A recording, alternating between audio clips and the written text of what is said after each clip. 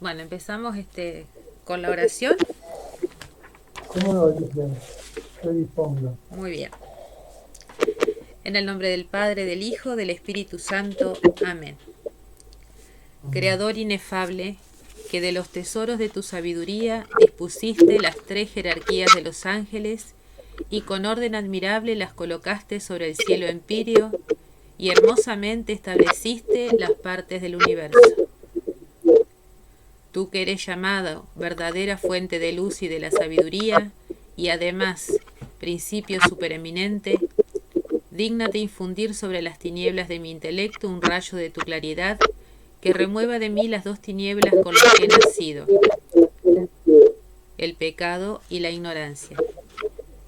Tú que haces elocuentes las lenguas de los niños, instruye la mía e infunda en mis labios la gracia de tu bendición. Dame agudeza para entender, capacidad para retener, modo y facilidad para aprender, sutileza para interpretar, gracia copiosa para hablar. Dispone el comienzo, dirige el progreso, completa el acabamiento. Tú que eres verdadero Dios y verdadero hombre, que vives y reinas por los siglos de los siglos. Amén. Amén. Santa María, sede purísima de la sabiduría, ruega por nosotros. Ruega por nosotros. En el nombre del Padre, del Hijo, del Espíritu Santo. Amén. Bueno, apago el micrófono, Bueno, buenas doctor, noches. y así no se acopla el sonido. Ok.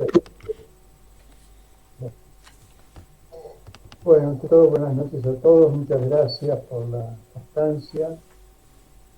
Ya es el tercer miércoles que nos reunimos, lo cual es un milagro. Bueno, después de haber establecido, como vimos en el artículo 1, la primera cuestión, Santo Tomás, que además de las ciencias humanas, es decir, de las ciencias que la razón humana puede constituir, como son las fuerzas,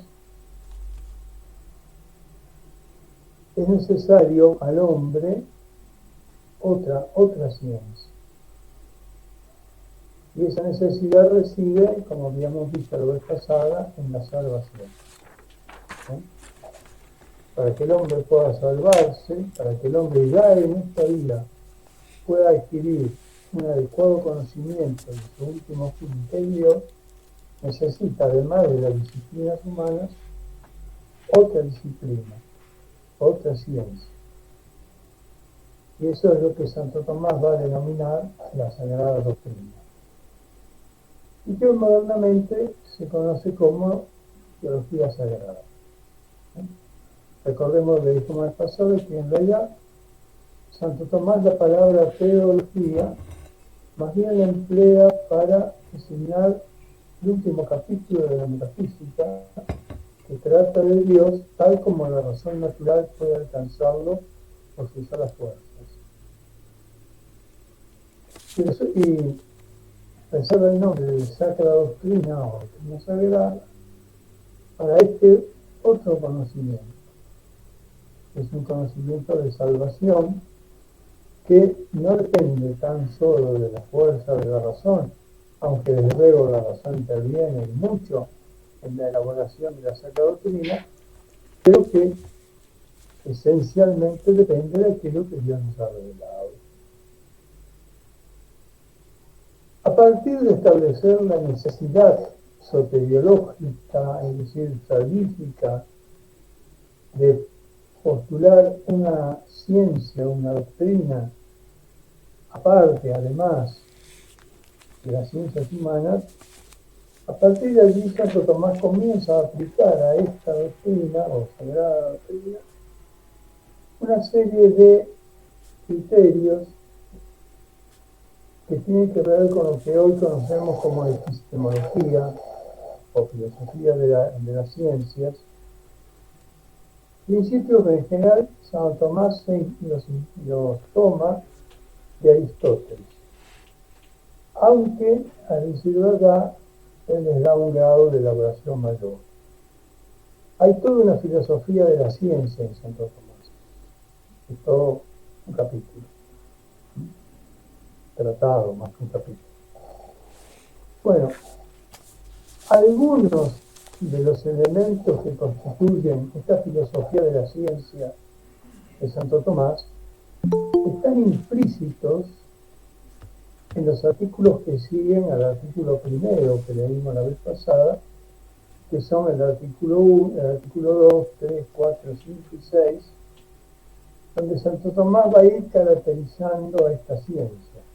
Y lo primero que va a preguntarse Santo Tomás, que se constituye el tema del artículo segundo, es si la Sagrada Doctrina es ciencia, es decir, si merece ser llamada ciencia. Algo adelantado la vez pasada, recordarán que dijimos que en esto Santo Tomás era innovador. ¿Por qué innovador? Porque si uno coteja el criterio de los autores contemporáneos o anteriores, y vimos especialmente a San Alberto Magno, en realidad no hay un fundamento sólido para determinar que la Sagrada Doctrina es auténtica, genuina y formalmente una ciencia.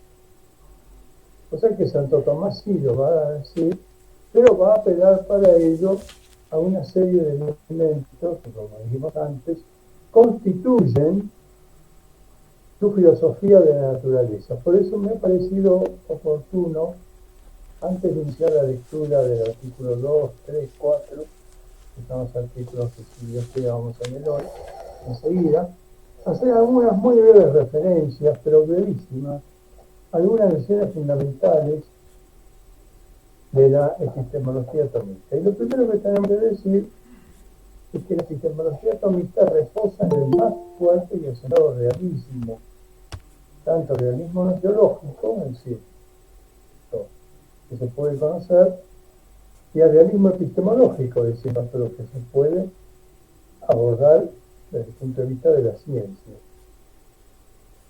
Y ese realismo consiste en esto: el ente es el fundamento de todos los conocimientos científicos. Por eso Santo Tomás dice que lo primero que el entendimiento concibe, de lo cual resuelve todas sus concepciones, es el ente. Ahora, ¿qué significa esta palabra ente, que a veces se traduce por ser? No es propiamente lo mismo, aunque están obviamente vinculadas. Ser es un acto para Santo Tomás, es el acto de ser, el acto de existir. Y propiamente el ser, en un sentido propísimo, solo es Dios. Dios es el mismo ser. El ser que subsiste por sí mismo. Y Santo Tomás en esto se va a fundar en aquel célebre pasaje del Éxodo, cuando Moisés le dice, bueno, tengo que ir de tu parte, le dice a Yahvé, ¿no?, a los israelitas. ¿Qué les diré? ¿Quién me manda? Y Yahvé le contesta, dile a los israelitas que yo soy el que soy. Yo soy el que soy. Ese yo soy el que soy, que ha sido objeto de numerosas consideraciones en los padres, en San Agustín, en Santo Tomás, es el fundamento de que Dios es el ser por esencia.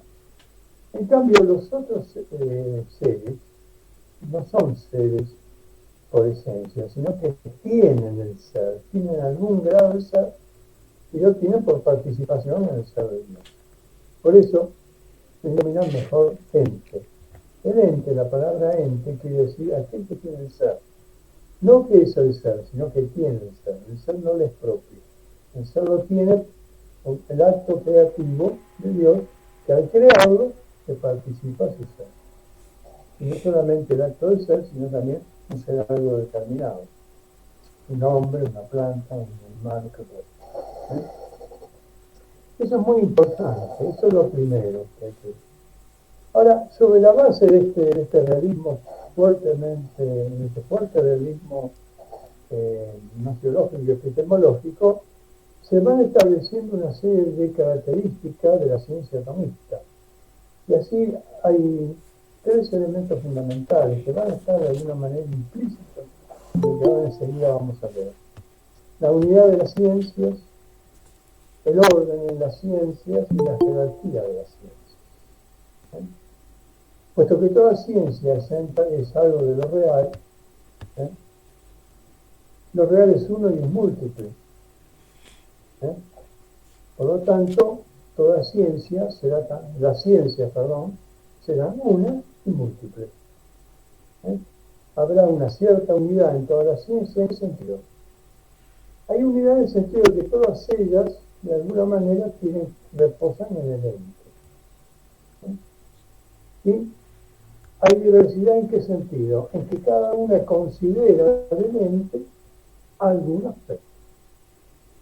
Y aquí viene el segundo aspecto, segunda nota de la filosofía de la ciencia atomista, que es el orden de las ciencias. Las ciencias se ordenan. ¿Y se ordenan en qué sentido? En ciencias principales o primeras y ciencias secundarias o segundas. En un orden general, hay una ciencia primera que es la metafísica. ¿Por qué se dice primera? Porque ¿cuál es el objeto de la metafísica? Es el ente en cuanto es ente. La metafísica no estudia ningún ente en especial.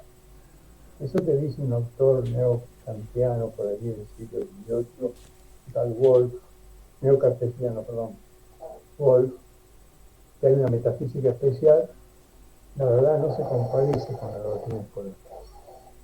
No hay una metafísica especial, porque la metafísica es siempre general. Ve el ente en tanto que es ente.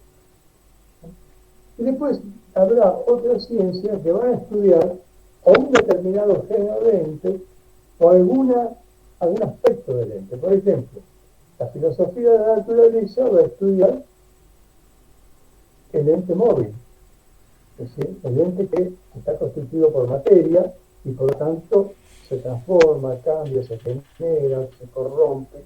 Bueno, todo eso, el ente dotado de movimiento, todo eso constituye una ciencia segunda, que es la filosofía de naturaleza, que de alguna manera participa también de la metafísica, pero no es la metafísica.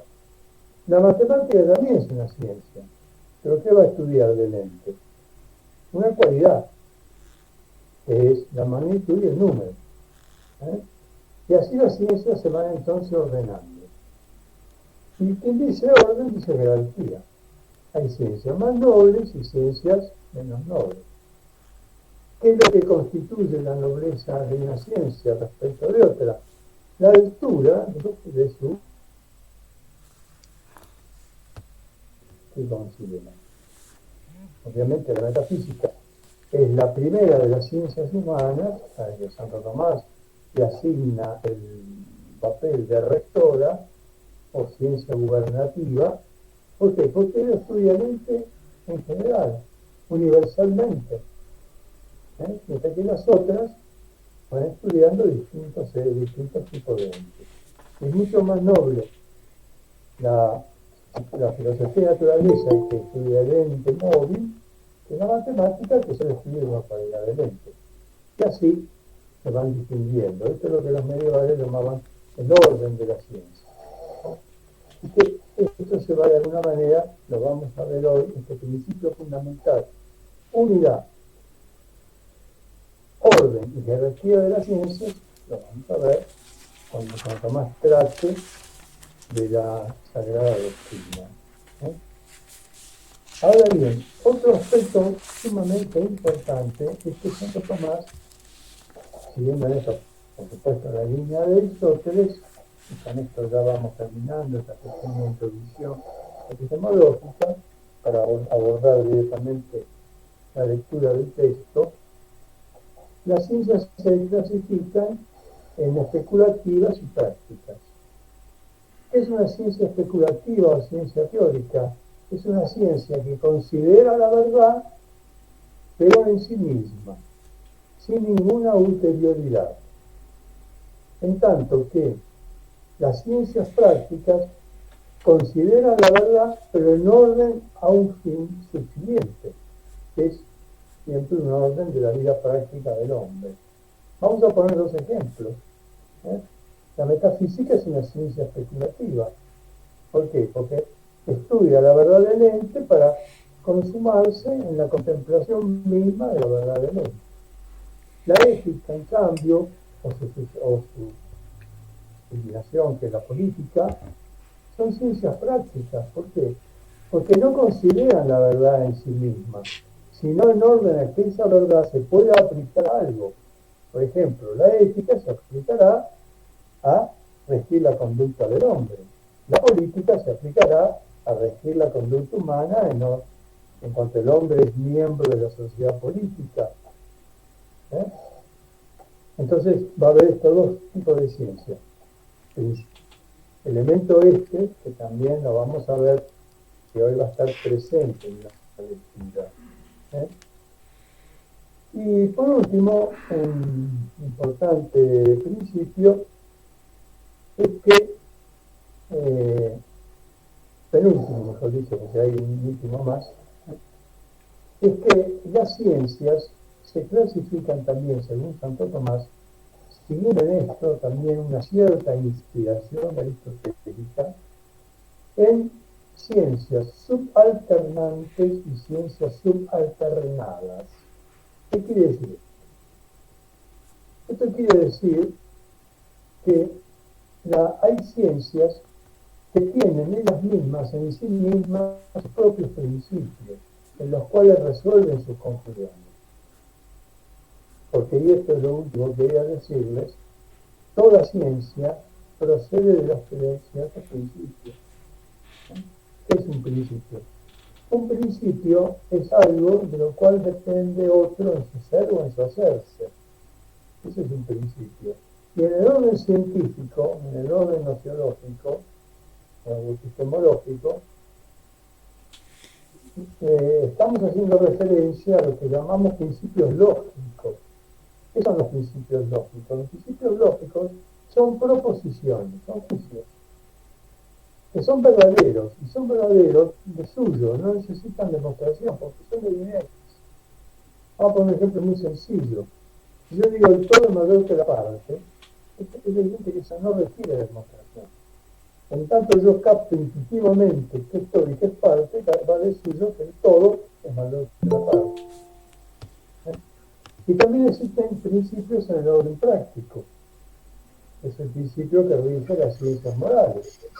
El mal debe evitarse, el bien debe hacerse. Bueno, después habrá que discernir qué es bien y qué es mal, pero eso ya viene en un segundo momento. Entonces, las ciencias subalternantes son aquellas ciencias que tienen en sí mismas sus propios principios.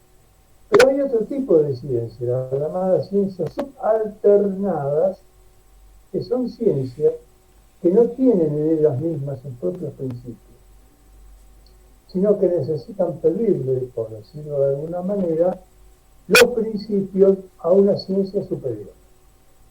Y Santo Tomás pone ejemplos muy sencillos.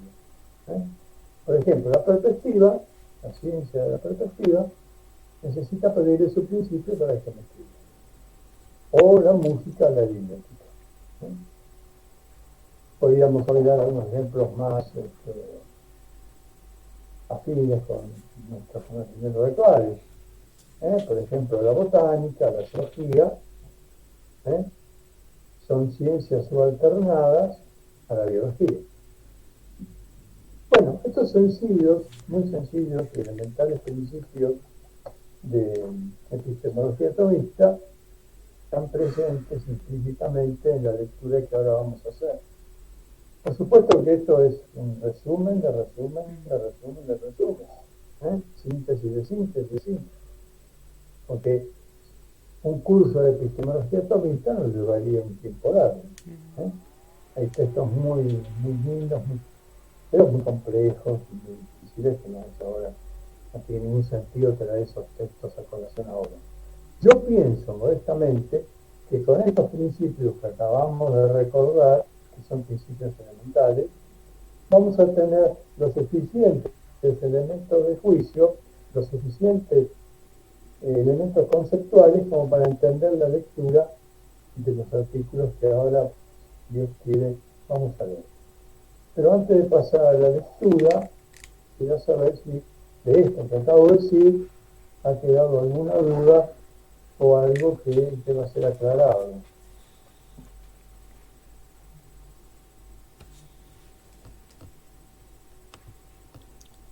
Bueno, aparentemente no, doctor. No hay. A ver si. Bueno, No hay pregunta. ok.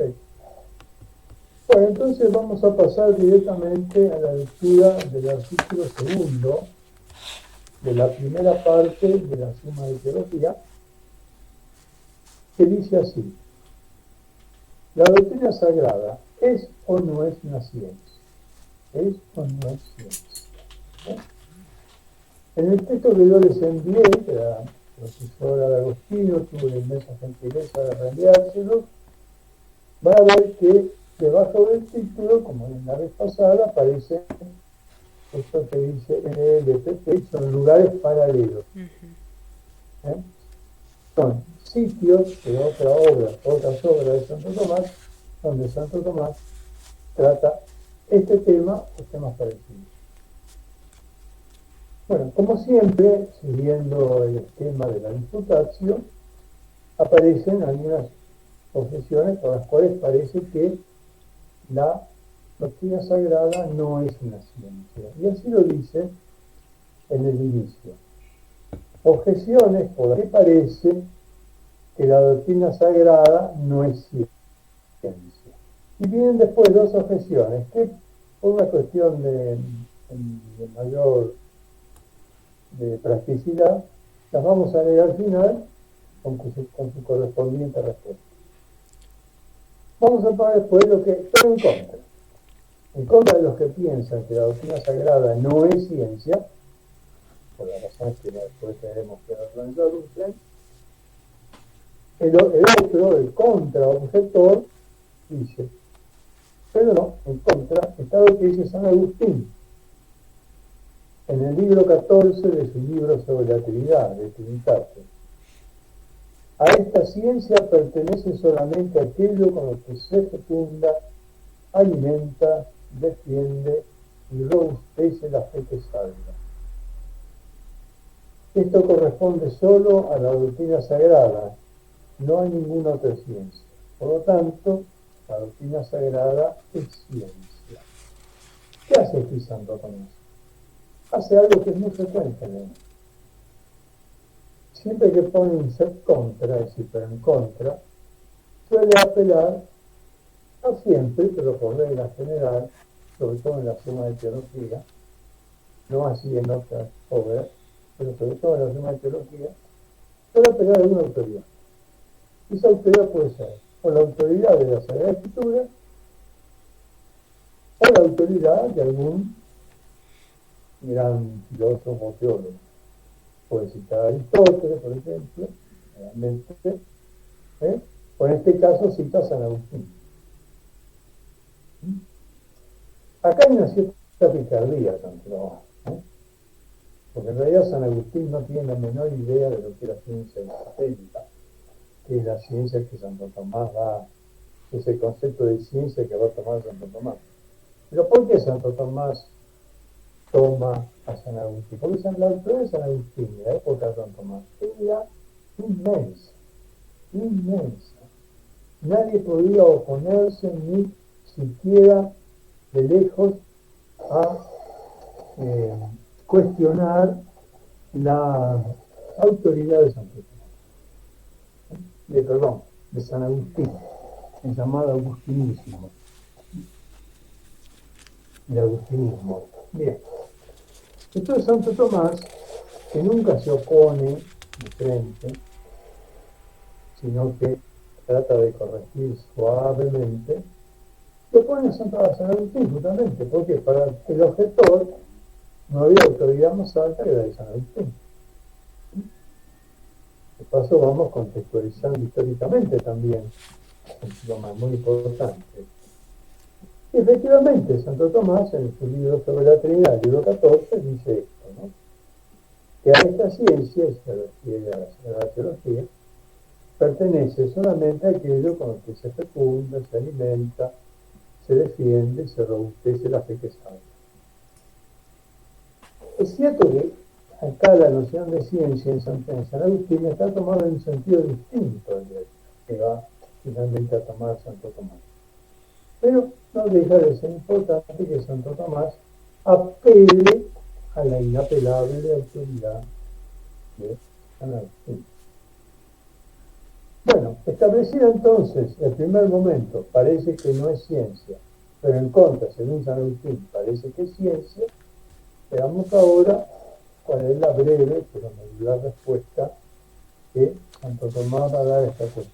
Y dice así: respuesta, hay que decir, la doctrina sagrada es ciencia, pero se ha de saber que hay dos géneros de ciencia.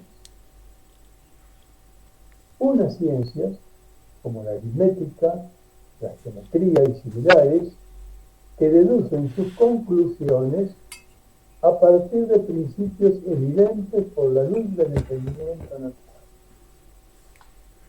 Otras, por su parte, deducen sus conclusiones a partir de principios evidentes por la luz de una ciencia superior.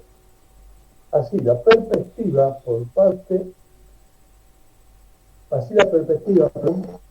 que parte de los principios que le proporciona la geometría, o la música que parte de los principios que le proporciona la aritmética. Bien, como ustedes ven, de acuerdo a lo que dijimos en nuestro pequeño y breve preámbulo epistemológico, aquí Santo Tomás acude de pleno directamente al concepto de ciencia subalternante y ciencia subalternada que hemos mencionado hace unos instantes, y que es un concepto de origen netamente aristotélico. Netamente aristotélico. Repito, por cierto que Santo Tomás lo elabora y le da una formulación más precisa, pero el origen está en Aristóteles. Y más precisamente, para que tengan interés y profundizar el tema, se está refiriendo a los segundos analíticos, que son los libros lógicos de Aristóteles. Saben que Aristóteles compuso varios libros lógicos. Los primeros analíticos, los segundos analíticos, y la hermenéutica, la hermeneia, que es el tratado de la interpretación. Esos tres libros de Aristóteles, repito, primeros analíticos, segundos analíticos y el Perihermeneias, o el tratado de la interpretación, constituyen lo que se conoce como el órgano aristotélico, que contiene la lógica de Aristóteles. Santo Tomás comentó estos tres libros de Aristóteles, los comentó. Y se ha dedicado un comentario a los temas. Comentó los primeros, comentó los segundos analíticos y comentó el Perihermeneias. Y es en esos comentarios donde Santo Tomás no solamente comenta a Aristóteles, sino también pone sus cosas propias. Bien. Entonces acá vemos que Santo Tomás, a efectos de establecer que la Sagrada Doctrina es una ciencia, acude a la distinción de ciencia subalternante y ciencia subalternada. Y a continuación dice: en este último sentido, es decir, ciencia subalternada, ciencia que necesita pedir de sus principios a una ciencia superior, se dice que la doctrina sagrada es ciencia, puesto que saca sus conclusiones a partir de los principios evidentes por la luz de una ciencia superior. Ahora bien, ¿cuál es esa ciencia superior? En el orden de las ciencias humanas, bueno, la aritmética, la música, la aritmética, etcétera, la geometría, la perspectiva, la perspectiva de la geometría. Pero ¿cuál es la ciencia superior a la cual la Sagrada Doctrina le pide sus principios? La ciencia de Dios y de los bienaventurados.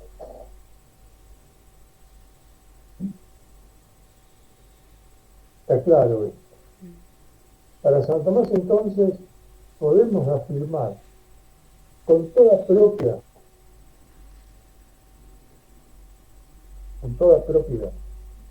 estrictamente hablando, que la Sagrada Doctrina es una ciencia, pero a condición de que tengamos en cuenta de que se trata de una ciencia subalternada, es decir, no tiene ella en sí misma los principios en los cuales resuelve o deduce sus conclusiones, sino que ella resuelve y deduce sus conclusiones a partir de la ciencia superior a ella misma, que no puede ser otra que una ciencia divina, porque la teología está situada en el cenit de toda la ciencia. No hay ninguna ciencia humana por encima de la teología. La única ciencia que está por encima de la teología o de la Sagrada Doctrina es la ciencia de Dios y de los bienaventurados. Eso es muy importante, ¿no? No solamente la ciencia que Dios tiene de sí mismo, sino aquella ciencia que ya poseen los bienaventurados. Aquí la palabra bienaventurado hace referencia explícita y directa a quienes, a los santos, es decir, a los que ya están en la visión de Cristo. Santos que no hace falta que estén canonizados. Hay mucho más santos no canonizados que canonizados. Pero bueno, significa eso, significa la ciencia de aquellos que ya están gozando de la visión beatífica en la vida eterna. Esos bienaventurados también poseen de alguna manera la ciencia divina. Entonces, es esa ciencia divina, la ciencia que Dios tiene de sí mismo y comunica a aquellos que ya se han salvado, la ciencia superior de la cual toma su principio resolutivo la Sagrada Doctrina. Y concluye el texto de Santo Tomás diciendo lo siguiente: así pues, de la misma forma que la música acepta los principios que le proporciona el matemático, la doctrina sagrada acepta los principios que por revelación le proporciona Dios. Bueno, detengámonos un momento en este último paso. Acá es evidente que Santo Tomás está haciendo una analogía, una comparación. Así como la música acepta los principios del matemático, ciencias alternada, ciencias alternantes, la doctrina sagrada, ¿qué acepta? La doctrina sagrada acepta los principios que Dios le revela. Esto es muy importante, por el que va a venir después en el artículo siguiente. Aquello que constituye formalmente la Sagrada Doctrina es aquello que es revelado, es lo revelado, la revelación. Es una ciencia que procede por revelación. Y precisamente de esto, de este segundo artículo, vamos a ver que se van a ir introduciendo las características que Santo Tomás va a tratar ahora en los artículos siguientes. Porque todo lo que en la ciencia sagrada se considera bajo la luz de la revelación, es que ella tiene unidad.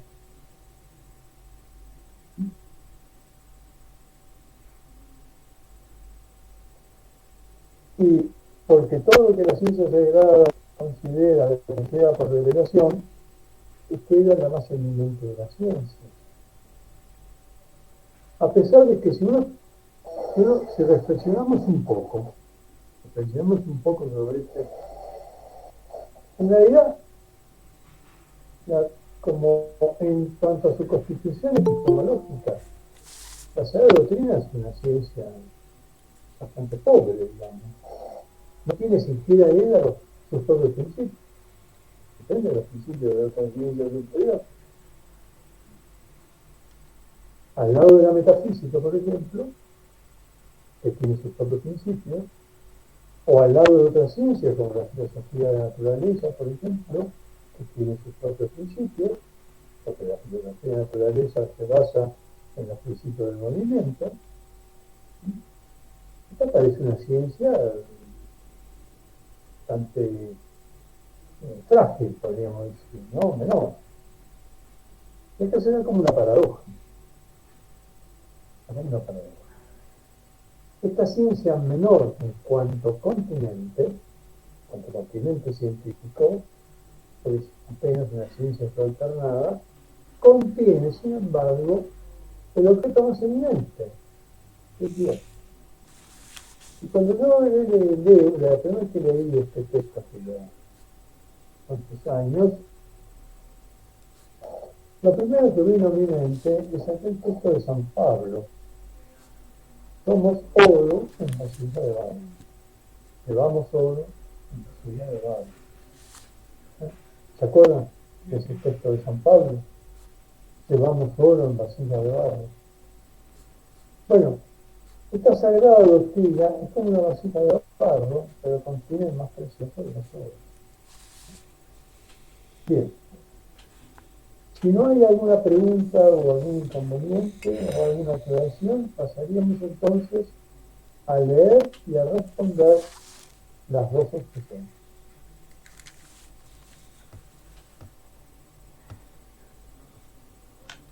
No, parece que no, hasta ahora no hay ninguna. Bueno, yo me alegro, ¿no? Vamos bien. Alguno de vez en cuando hable y diga, Bueno, pasemos entonces ahora a leer y a responder las dos objeciones. Dice la primera objeción, que niega que la Sagrada Doctrina es eso. Dice, toda ciencia, dice el objetor, deduce sus conclusiones partiendo de principios evidentes. Pero la doctrina sagrada la deduce partiendo de los artículos de la fe que no son evidentes, ya que no son admitidos por todos. Ya se dice en la segunda carta de Tesalonicenses, capítulo 3, versículo 2, no todos tienen fe. Así pues, la doctrina sagrada no es ciencia. ¿Hacia dónde parece o hacia dónde apunta el objetor? El objetor apunta a decir, bueno, toda ciencia de conclusiones, las conclusiones de dónde derivan, derivan de principios que son evidentes. La Sagrada Doctrina deriva de principios de la fe. La fe no es evidente. Fue evidente, todo el mundo tendría fe. Así como nadie duda de que cada vez que llueve para de llover, es evidente. Si fuera evidente, si la fe fuera evidente, no todo el mundo tendría fe. En cambio dice la Sagrada Escritura, que San Pablo, no todos tienen fe. Entonces, ¿qué pasa acá? Cada objetor dice, bueno, si la Sagrada Doctrina deriva de principios evidentes, no se puede decir que sea ciencia. Objeción que, de paso, está bien planteada. De paso, a medida que vamos leyendo, para aquellos que no tienen familiaridad, como no tienen mucha familiaridad con los textos tomistas, van advirtiendo el estilo, ¿no? El estilo que San Tomás trata las cosas, ¿no? Las confesiones, se le responde, ¿no? Un verdadero ejercicio mental. San Tomás responde a esta primera objeción del siguiente modo. Hay que decir, los principios de la ciencia cualquiera o son evidentes o quedan reducidos a los que le proporciona una ciencia superior.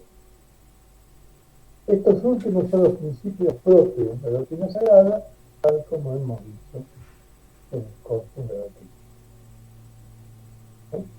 Es decir, ¿qué hace esa mata? Lo remite a lo que ya dijo en el corpus. O los principios son evidentes o se reducen a principios de una ciencia superior.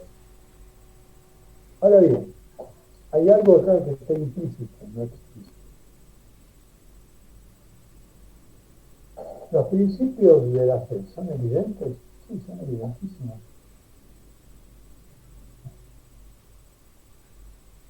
Pero alguien diría, pero ¿qué sin contestar aquello de los tesalonicenses? No todo tiene fe.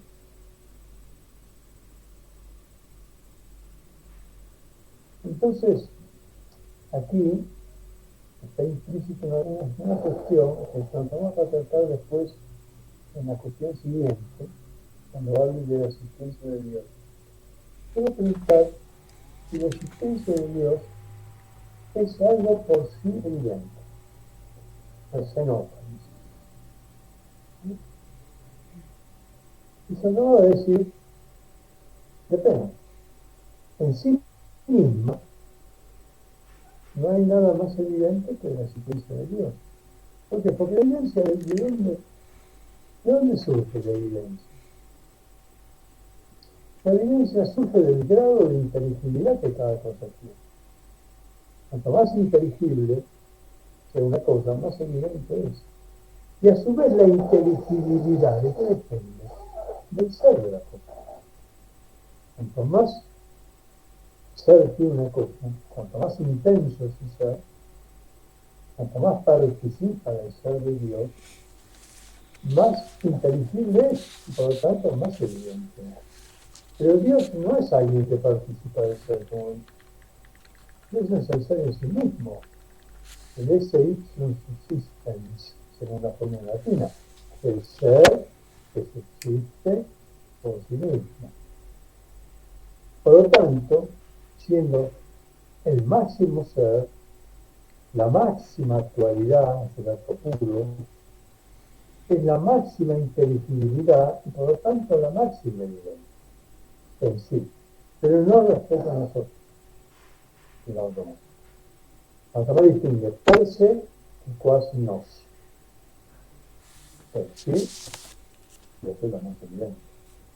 Cuando no. ¿Por qué? Por la debilidad de nuestro intelecto. Y ahí se utiliza un término latino bastante duro. Dice, propter imbecitas intellectus nostri. Imbecile. Traducido textualmente, viene algo así como la imbecilidad. Nuestro entendimiento. Es tan finita nuestra inteligencia, tan pobre, y además empobrecida por el pecado original, que con respecto a nosotros, la existencia de Dios no es evidente, aunque lo sea en sí misma. Por eso que necesitamos nosotros. Necesitamos el esfuerzo de la demostración, que lo que nos va a dar será para nuestra fuente uno. Va a empezar, bueno, una serie de razones, curiosas, que nos van a ir llevando paso a paso a entender que Dios existe. Pero evidente no es cual no, evidente de suyo para sí. Bueno, eso está acá de alguna manera implícita en esta respuesta. Porque en realidad, fíjense ustedes una cosa. El objetor le dice que las ciencias faltan de principios evidentes. Pero Tomás no trata aquí el tema de la evidencia, no dice de evidencia, dice que depende de principios superiores.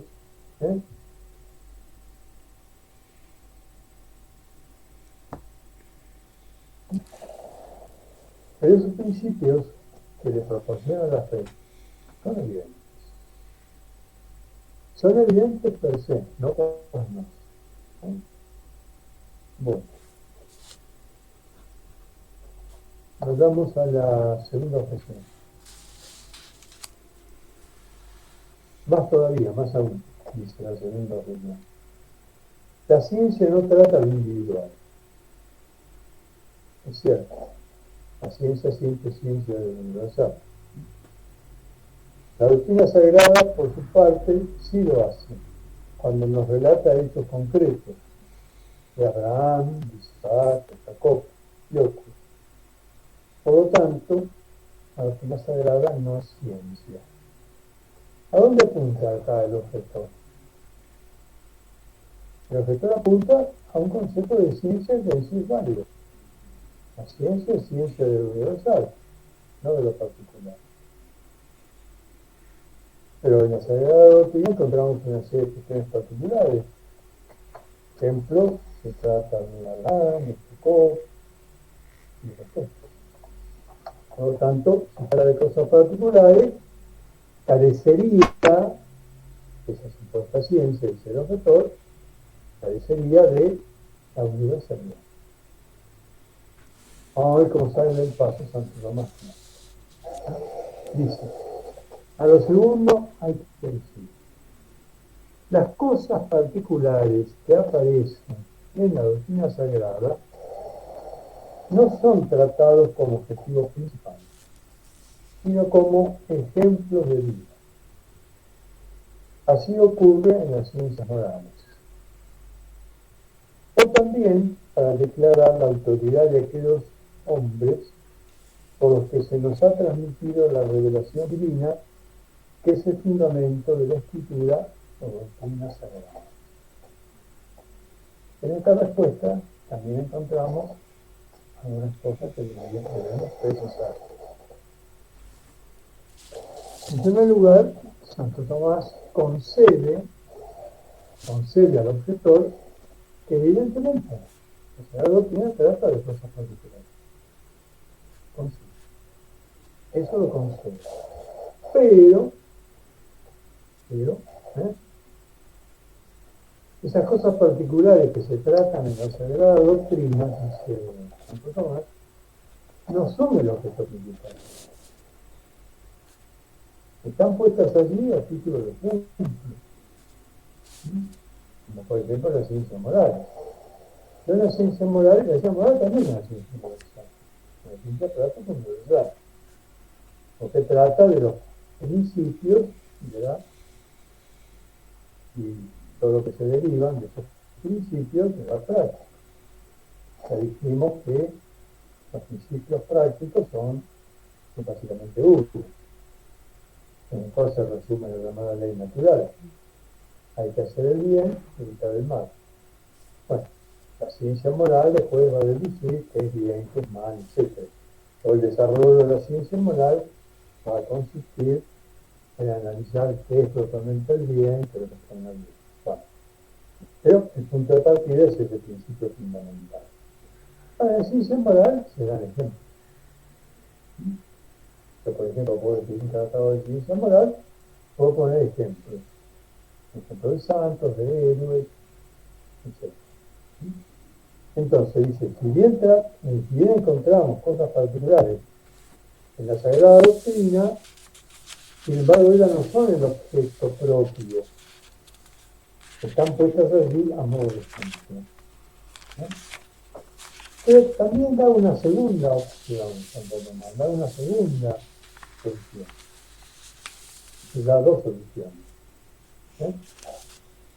También dice, también podemos agregar a este contraargumento que para declarar la autoridad de aquellos nombres por los que se nos ha transmitido la revelación divina, que es el fundamento de la Sagrada Escritura y de la Sagrada Doctrina. Así que cuando se apela, por ejemplo, a los patriarcas, etc., se apela como argumento de autoridad. ¿No? Es decir, esto ha sido revelado a través de Moisés, por ejemplo, Abraham, Jacob, los patriarcas. ¿No? Es decir, entonces, que aunque la Sagrada Doctrina trate de cosas particulares, sin embargo, eso no va en contra de su categoría de ciencia. Porque lo particular que en ello se trata, o bien se trata a modo de ejemplo, Job, por ejemplo. Job es un ejemplo. Job es un ejemplo de lo que es un hombre sufriente. Cuando los griegos tienen que hablar de sufrimiento, tienen un tratado, como la tragedia griega. Cuando un hebreo tiene que explicar el sufrimiento, escribe el libro de Job. ¿Job fue un personaje histórico? Hay dudas, parece que sí, parece que no. Santo Tomás no entra en ese debate, dice que es lo mismo. ¿Qué es Job? En la Sagrada Escritura se trata de Job, sí, claro, todo un libro dedicado a Job. Pero Job está puesto ahí como ejemplo la aceptación del sufrimiento y del sentido del sufrimiento. Bueno, ese sería entonces el artículo segundo de esta cuestión primera. Vuelvo a preguntar si hay alguna duda o un comentario, no hace falta duda. Si alguno quiere hacer un comentario, así lo hacemos más dinámico, ¿no? Para que sea un grupo de amigos que trabajan juntos.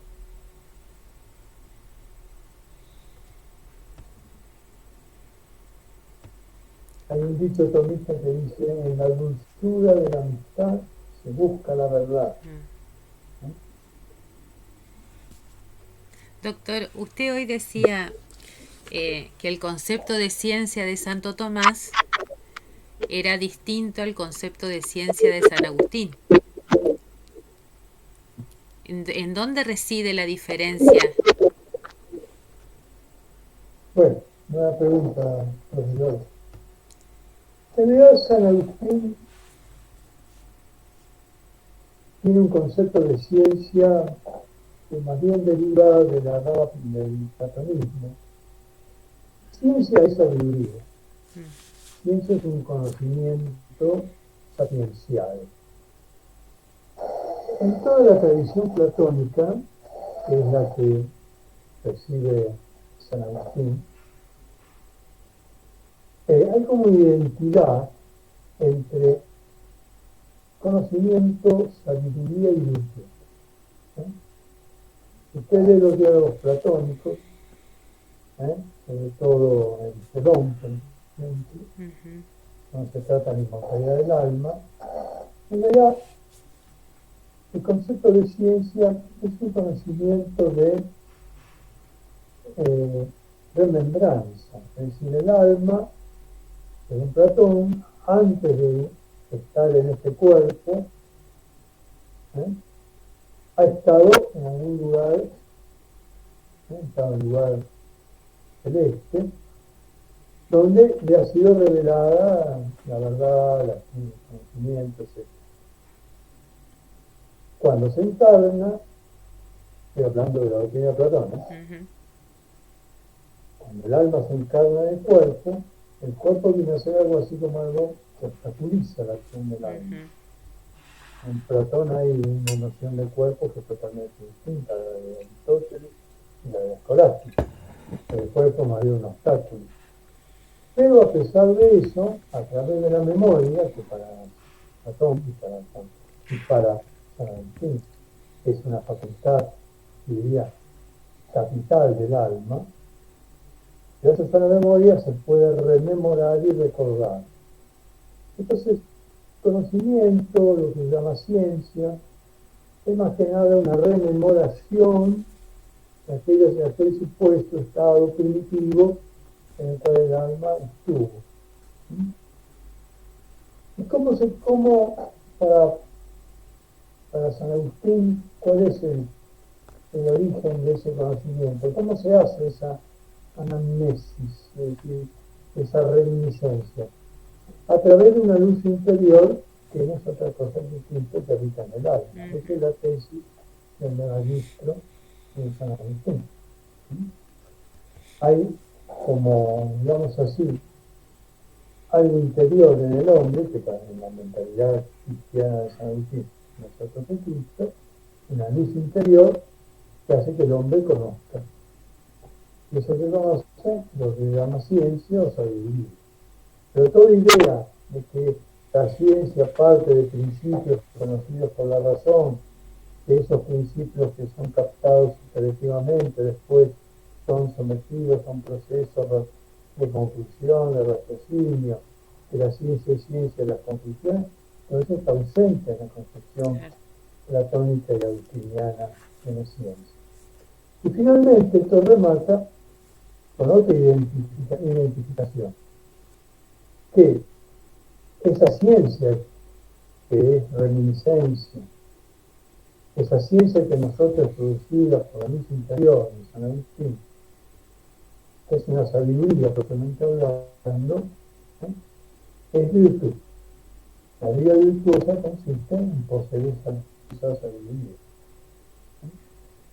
Toda la virtud, toda la vida moral, sobre todo en los diálogos socráticos de Platón, toda la vida moral queda reducida al conocimiento de esta sabiduría suprema. Te repito, no es algo que propiamente el alma elabore por sí misma, sino que le viene dada, ¿eh?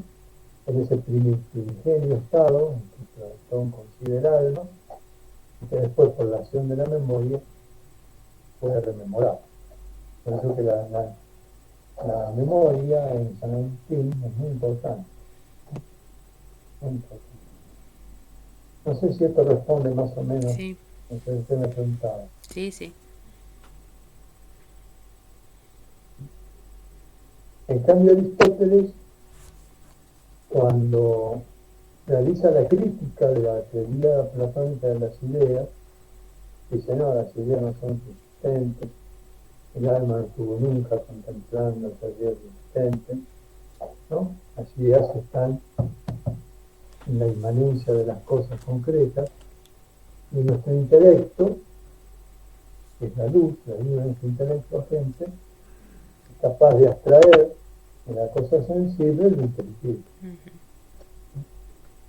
Por eso que esa luz interior que a San Agustín, el ministro, lo atribuye a la presencia de Cristo en el alma, Santo Tomás, esa luz va a ser la luz natural del interior de la mente. Una luz natural, es una potencia propia de nuestra alma. ¿Sí? Claro. No sé si esto está claro, Sí, es sí. muy complicado.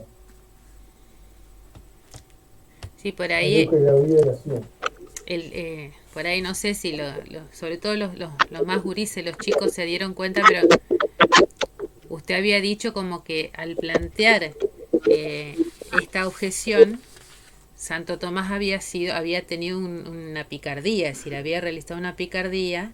Bueno, ahora yo creo que se entiende bien por qué la picardía de Santo Tomás al usar a San ¿Ah? Agustín para decir que es ciencia, claro. Claro. Bueno, cabría entre comillas, ¿no? Sí, sí. Obviamente. Y lo que pasa es que Santo Tomás está inmerso en un contexto histórico en que la autoridad de San Agustín es inmensa, incuestionable. Pero por otro lado, hay una corriente distinta, no opuesta al agustinismo, pero muy distinta, que es la introducción de Aristóteles. Mm. Porque hay que tener en cuenta que Aristóteles no se introduce en el ámbito de la Europa cristiana hasta el siglo XII-XIII. Contrariamente a lo que había pasado en otros ámbitos culturales, por ejemplo, en el ámbito hebreo, Aristóteles se introduce mucho antes, ya en el siglo V, VI, ¿no? Con Maimónides, por ejemplo. Ujú. Maimónides es un judío aristotélico. Y los árabes en el siglo IX-X, con Avicena. ¿Eh? Avicena es el primer gran aristotélico árabe, cuyas obras, escritas en árabe, son traducidas al latín y ingresan al ámbito cristiano en el siglo XII-XIII, ¿no? Que es de donde se toman las obras de Aristóteles. Los escolásticos, como Santo Tomás, toman las obras de Aristóteles precisamente de la corriente de la cristianidad. Después harán ellos su propia producción, juzgada de algunas cosas que los árabes venían aquí. ¿Eh? Pero voy a esto. Aristóteles ingresa, y no sin mucha resistencia, Mm. hubo mucha resistencia a Aristóteles, recién en el siglo final del XII, principio del XIII.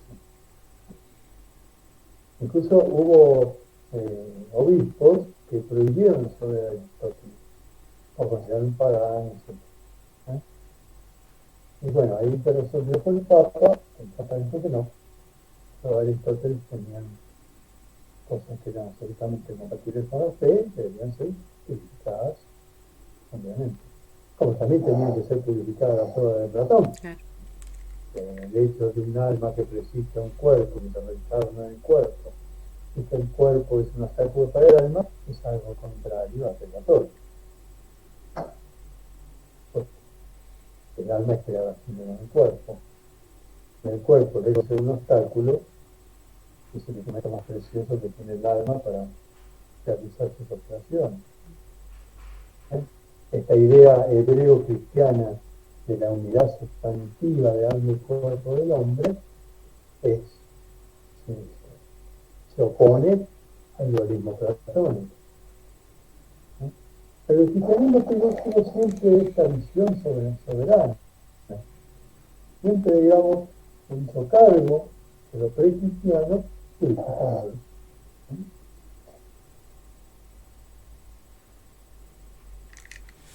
Bueno,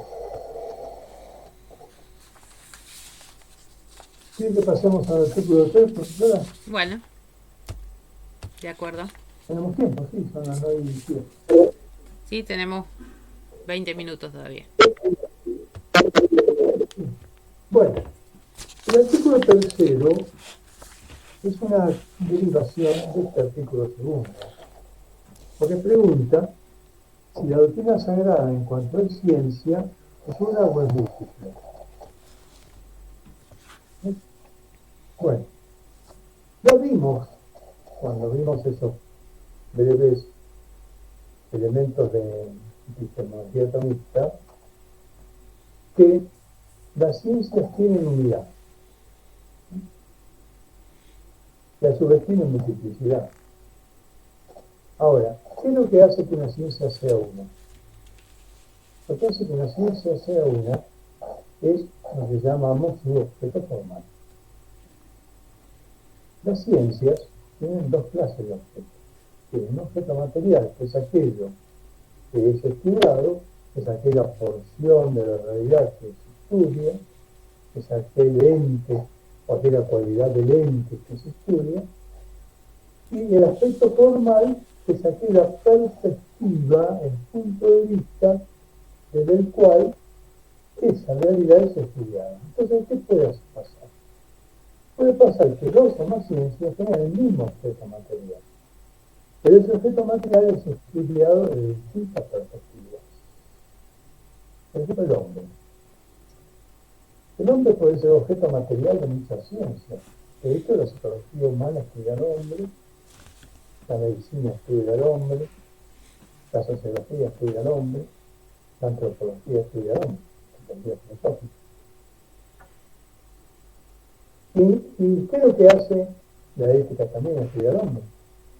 Pero ¿qué es lo que hace que las ciencias sean distintas? El punto de vista desde el cual esas ciencias estudian el objeto. No es el mismo punto de vista de la medicina que el de la política, que el de la ética, o de la antropología filosófica. La medicina va a estudiar al hombre, en cuanto el hombre puede ser sujeto de enfermedad. Estudia desde un aspecto. La sociología estudia al hombre, en cuanto el hombre es miembro de una comunidad determinada. La ética estudia al hombre, en tanto el hombre con sus acciones puede alcanzar su último fin y su perfección como hombre, etc. Entonces, lo que acaba de plantear Santo Tomás es si la ciencia, esta ciencia que ahora sabemos que es ciencia, es una, tiene unidad, eso es lo que quiero decir. El planteo del artículo es si la Sagrada Doctrina es una ciencia que tiene unidad formal, o es un conjunto de cosas metidas bajo un mismo rótulo. Creo que con frecuencia, dicho sea de paso, debe suceder en las ciencias modernas. A veces las ciencias, muchas veces, lo que llamamos ciencia modernamente, carece de unidad formal. Hay una serie de cosas que se mezclan ahí en una misma bolsa, metidas bajo una suerte de conjunto de cosas que en realidad cuando uno analiza en profundidad parecen de unidad formal. Bueno, como siempre se plantean las objeciones. Parece que la doctrina sagrada no es una única ciencia, es decir, no es una ciencia una, no tiene unidad. Acá en realidad la traducción tendría que ser mejor. El texto latino dice una ciencia, y es una ciencia que tiene unidad con sí. La vez que uno traduce de un idioma a otro tiene que tener en cuenta no solamente la literalidad, sino también el género de la lengua. Ciencia una, llega a ser una sola. En realidad, acá lo que está hablando es de la unidad. Lo que pasa es que la palabra uno en latín tiene esta doble significación. Puede ser que es una, pero también que tiene unidad. Así que podríamos ahí plantear esto. ¿Sí? Es una ciencia que tiene unidad. Bueno, pone como siempre las objeciones que vamos a leer después, y en el contraargumento dice, pero en contra está lo que dice la Sagrada Escritura, que habla de ella como de una única ciencia. Pues dice en el libro de la sabiduría, capítulo 10, versículo 10, que concedió la ciencia de los santos. Habla en singular. Bueno, como vemos aquí, San Tomás de Aquino también, siempre, un texto de la Escritura o una cosa. En el artículo anterior, apeló a Agustín, hasta ahora apela nada menos a la palabra de Dios. Damos la respuesta. Hay que decir, la doctrina sagrada es una única ciencia, o diríamos también, una ciencia que posee unidad. La unidad de una facultad o de un hábito la da el objeto, pero no bajo el aspecto material, sino formal. Bueno, aquí ya en estas primeras palabras aparece este elemento de la epistemología también. Objeto material, objeto formal. Dijimos antes que el objeto formal es el que distingue una ciencia, la distingue de otra, aun cuando tenga el mismo objeto material.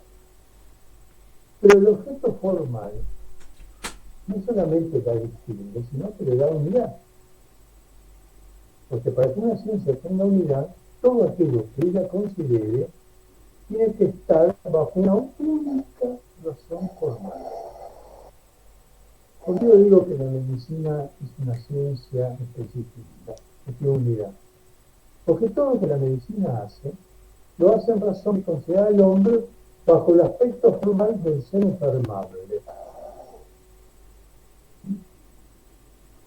Si la medicina pretendiera considerar otro aspecto del hombre, ya se saldría, estaría saliendo de su ámbito propio. Consideraría su ámbito propio, pero la unidad. Entonces, dice, la unidad de una facultad o de un hábito. ¿Por qué? San Tomás habla acá de una facultad. ¿Qué es una facultad? Las facultades son las capacidades que tiene el alma humana a realizar acciones. Por ejemplo, nosotros ¿por qué entendemos? Porque tenemos una facultad llamada inteligencia. ¿Por qué vemos? Tenemos una facultad llamada visión. Bien. O también del hábito. ¿El hábito qué es? El hábito es una cualidad de vida. La ciencia es un hábito adquirido.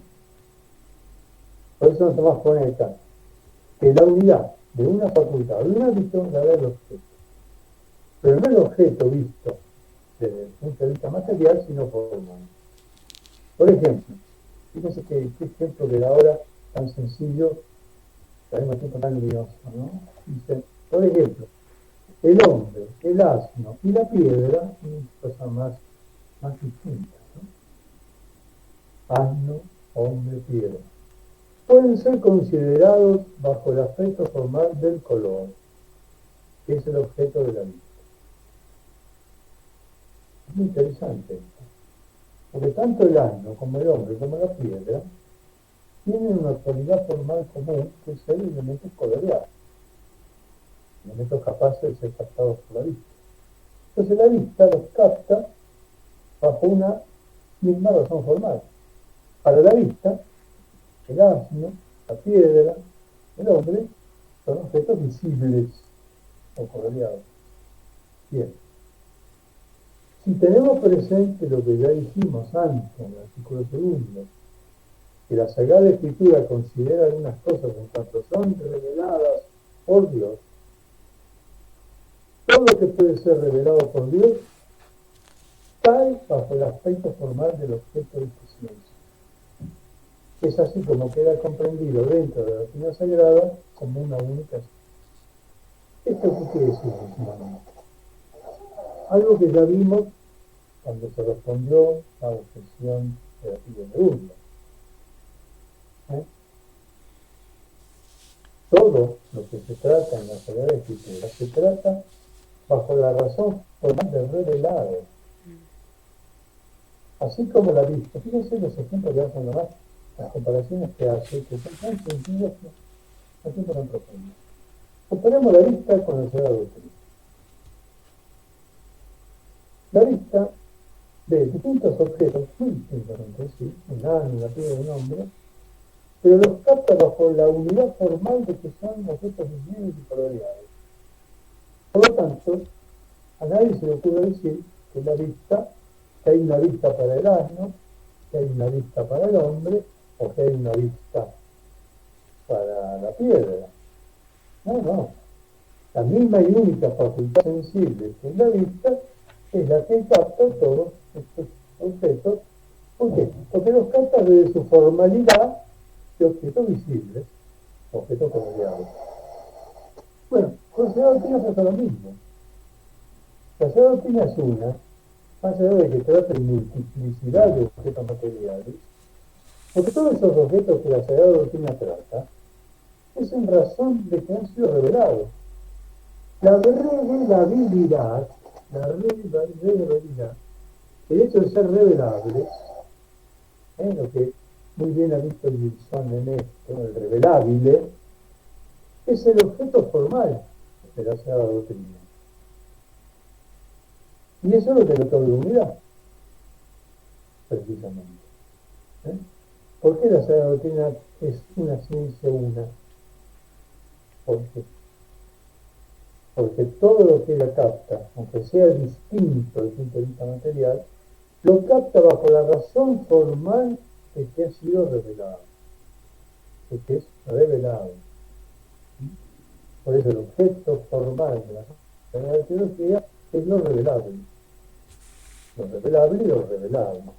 Entonces, Gilson llama revelable y revelable. Revelable y lo revelable. Allí recibe la razón formal de la Sagrada Doctrina y ahí recibe su unidad. Ahí recibe su distinción y su unidad. Esto no sé si está claro este concepto. Pero es un concepto que se va un poquito más. A medida que vamos avanzando la lectura, se va poniendo un poquito más compleja. Pero es muy importante. Es importante tener en cuenta el principio epistemológico general que vimos antes, que toda ciencia es una en cuanto que tiene el mismo objeto formal, aunque el objeto material sea el mismo, lo ve de una perspectiva formal. Pero también pasa esto, una ciencia puede tratar de varios objetos materiales, pero los trata bajo una única razón formal, y eso recibe su unidad. Volviendo al caso de la medicina, por ejemplo. En la medicina tratamos el hombre enfermo, evidentemente, pero tratamos una multitud de enfermedades. Pero no hay una medicina para la enfermedad del ojo, otra para la enfermedad del pie o de la mano. ¿No? Tratamos todo eso bajo la razón formal de que todas son enfermedades. La especialización es otra cosa, la especialización es una cuestión práctica, como es una división de conocimiento, nada más. Pero tan médico es el oftalmólogo como el que le piel, digamos. Porque todos estudian al hombre en cuanto está enfermo, en cuanto es capaz de enfermarse, y cada una de las patologías, en tanto son patologías, en tanto son enfermedades, por eso que la ciencia médica es una. Bien. Disculpen, mi punto, como siempre la medicina, yo no puedo con la deformación profesional. Bueno, vayamos ahora, tenemos unos minutos a responder las objeciones. Es más, es muy fácil responder. La primera objeción dice así. Dice el filósofo en el libro primero de los analíticos posteriores. Es una la ciencia cuando su sujeto es de un solo género.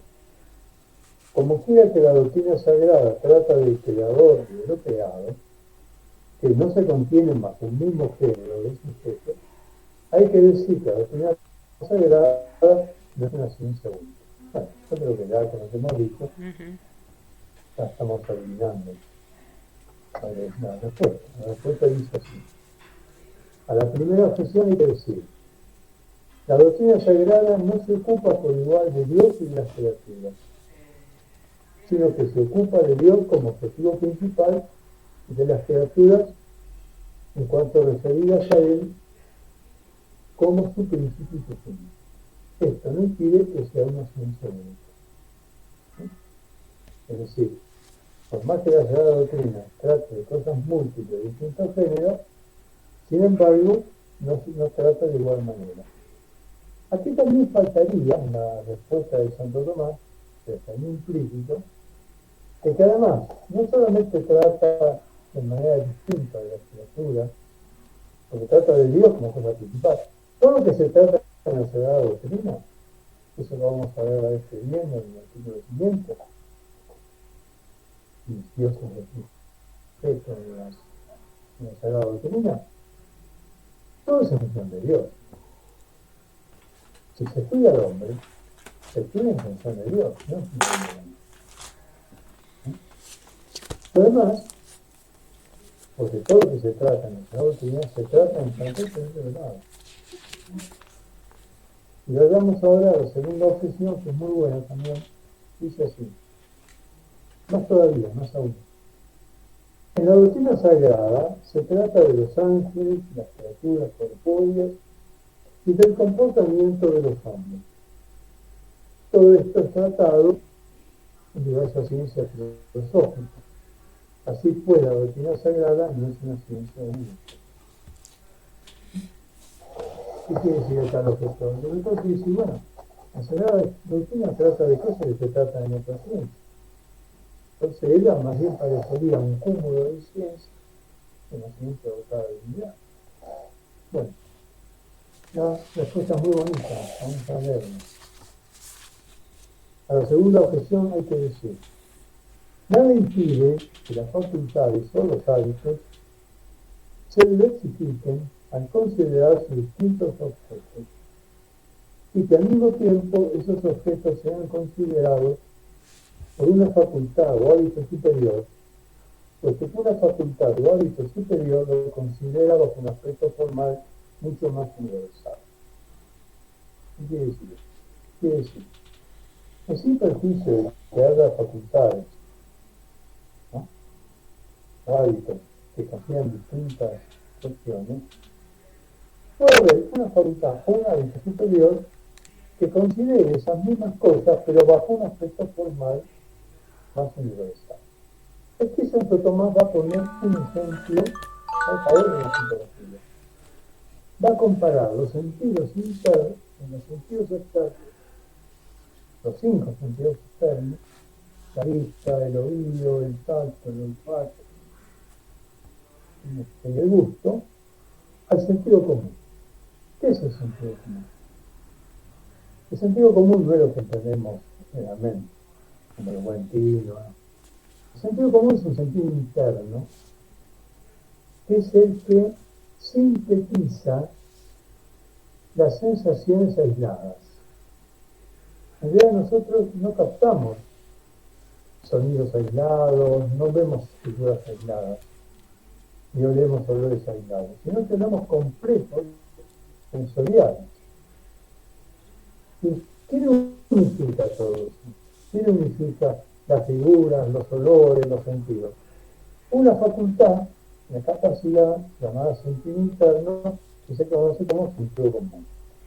Ese sentido común capta lo mismo que captan los sentidos internos, los sentidos externos, pero lo capta desde una visión mucho más universal. Vamos a ver el texto.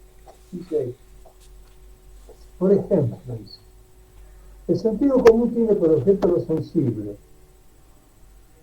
Lo sensible es también el objeto de la vista del oído.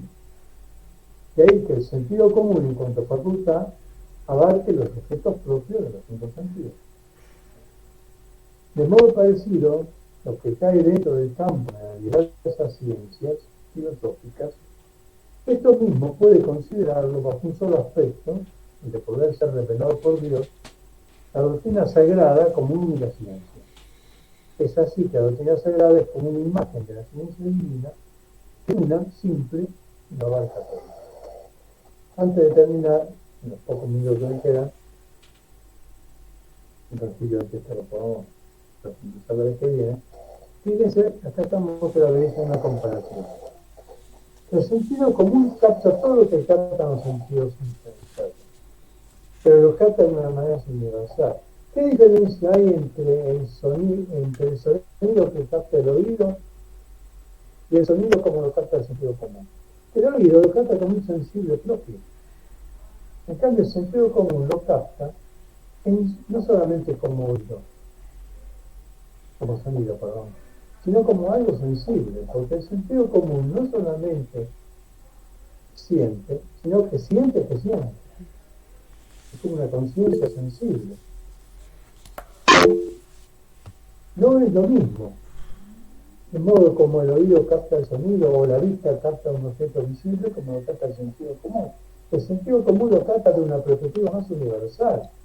En cuanto es un sensible que está integrando, que está formando parte de un complejo centro perceptivo.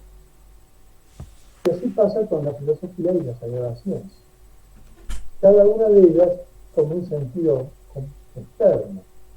La sagrada doctrina los capta a todos en una forma superior en cuanto que son revelados por Dios.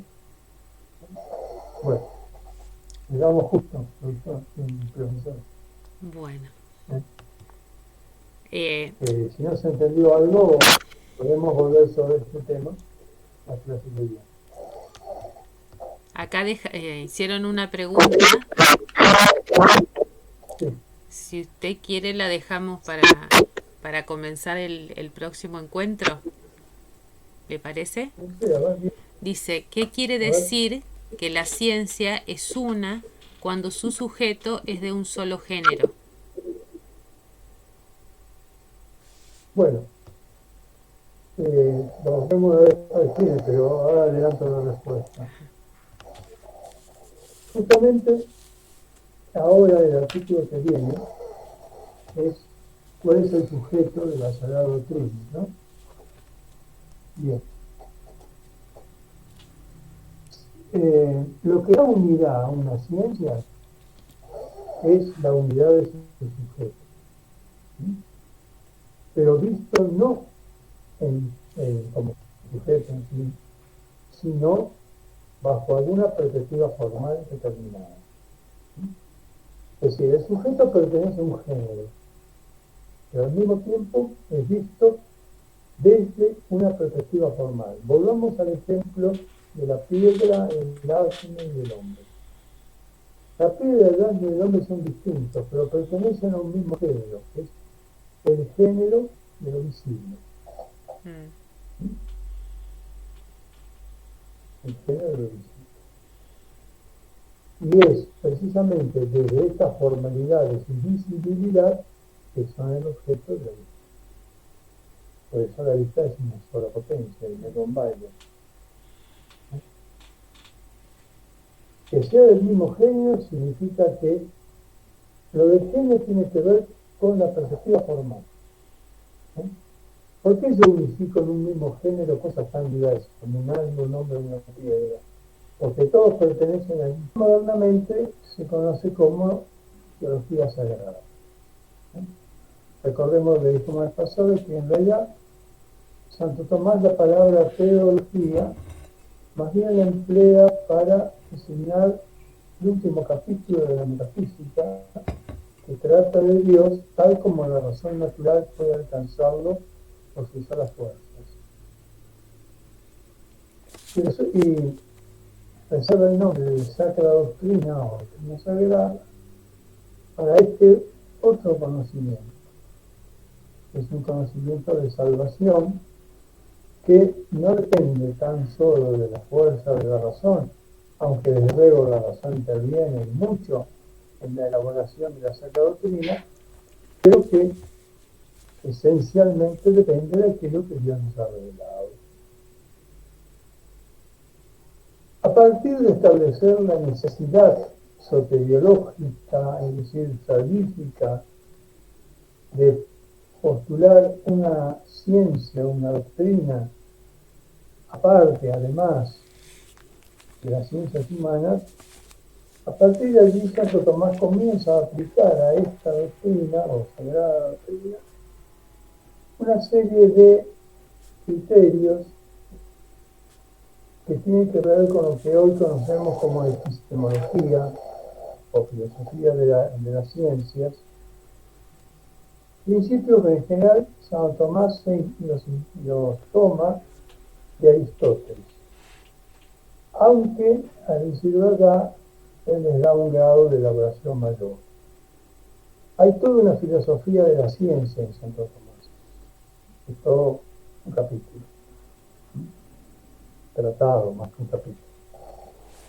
Bueno, algunos de los elementos que constituyen esta filosofía de la ciencia de Santo Tomás están implícitos en los artículos que siguen al artículo primero que leímos la vez pasada, que son el artículo 1, el artículo 2, 3, 4, 5 y 6, donde Santo Tomás va a ir caracterizando a esta ciencia.